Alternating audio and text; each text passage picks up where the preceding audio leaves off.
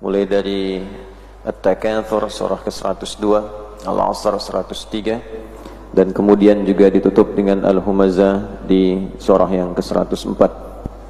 Pada intinya mengingatkan kita semua agar mampu menata aktivitas kita secara seimbang antara dunia dan akhirat kita. Jangan berlebihan, apalagi bila sifat berlebihan itu melupakan kewajiban pokok kita untuk mencari bekal pulang. Hidup bermegah-megahan untuk akhirat boleh, tapi bermegah-megahan untuk dunia itu cenderung mencelakakan. Alhaakumut takatsur, berlebihan, bermegah-megahan dalam apapun yang dengan itu melupakan bekal kita untuk pulang. Tidak hanya dalam hal harta, seringkali diterjemahkan melalui harta benda.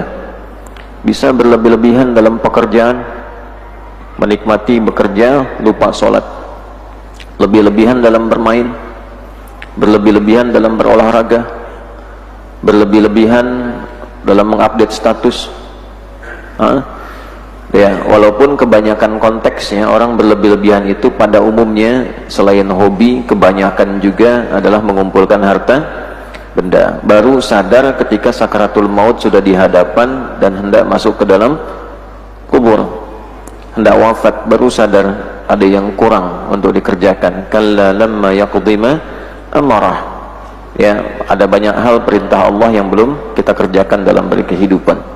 Di sewajarnya, tidak dilarang untuk kaya, silahkan, tapi dikumpulkan kekayaan itu untuk menaati Allah.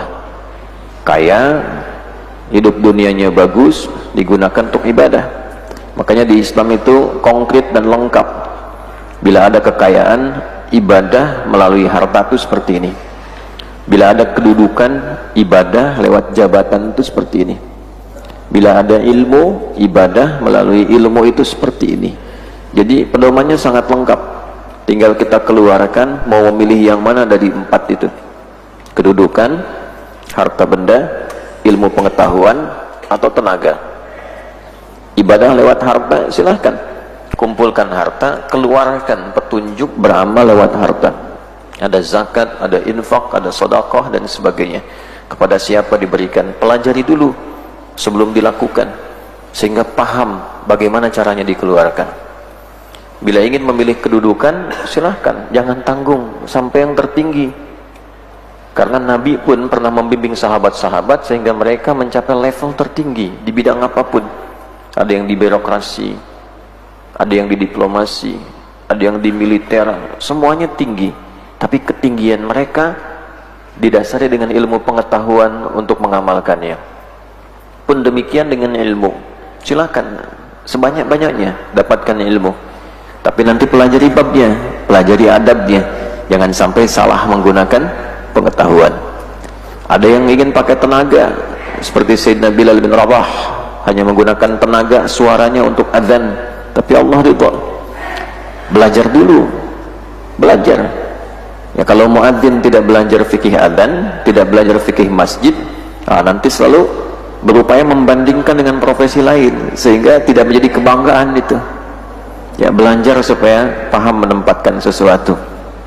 Lalu setelah itu tata aktivitas, karena waktu yang Allah berikan kepada kita itu kita gunakan semua untuk merancang aktivitas hidup. Manusia yang punya kesempatan mengerjakan berbagai hal disebut insan namanya. Insan, karakternya ins, kecenderungan nafsunya bashar, keturunannya sampai ke atas Bani Adam, sifat sosialnya disebut nas. Nah, ketika kita diberikan kesempatan untuk beraktivitas, Asr namanya, surah 103. Namun sayang, banyak manusia yang sibuk tidak mampu menata aktivitasnya dengan seimbang antara dunia dan akhiratnya, kecuali orang beriman. Nah, orang beriman itu mesti teratur. Makanya kita bersyukur jadi orang beriman, karena dengan beriman itu hidupnya teratur. Illal ladzina amanu. Keteraturan itu mendorong kita hidup lebih baik. Hidup yang baik dalam naungan ridha Allah dan petunjuknya itu disebut dengan soleh namanya. Dia mengumpulkan 4 kebaikan. 1 kebaikan fisik, thayyib namanya, 2 kebaikan sifat khair namanya, 3 kebaikan sikap perilaku. Jujur itu sifat, kalau dipraktekkan menghindari sogokan itu sikap ma'ruf namanya, sikap baik yang dikerjakan karena Allah, ihsan namanya. An ta'budallaha ka'annaka tarahu fa in lam takun tarahu fa innahu yarak. Dikumpulkan 4 ini, thayyib, khair, ma'ruf, ihsan, jadi salih namanya. Ya, amal yang dikerjakan untuk mendapatkan ridha Allah dengan mengumpulkan 4 kebaikan disebut amal saleh. Iman itu cenderung mendorong kita menjadi lebih saleh. Illal ladzina amanu wa amilus. Nah, jadi orang beriman fisiknya mesti baik. Nah, Nabi kan pernah mengatakan Allah mencintai orang beriman yang kuat dibandingkan dengan yang lemah. Salah satu pemaknaan jauhnya itu kuat dari fisik, kuat juga ilmu, kuat juga iman.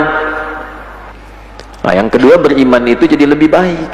Jadi kalau saya, Anda, kita mengaku beriman tapi sifatnya kurang baik, nah ada sinyal iman yang belum diaktifkan. Karena iman itu kalau pancaran cahayanya sampai ke mata, matanya jadi baik. Qul lil mu'minina iman yaghuddu min absarihim. Katakan pada pria beriman, iman masuk ke mata, mata melihatnya baik.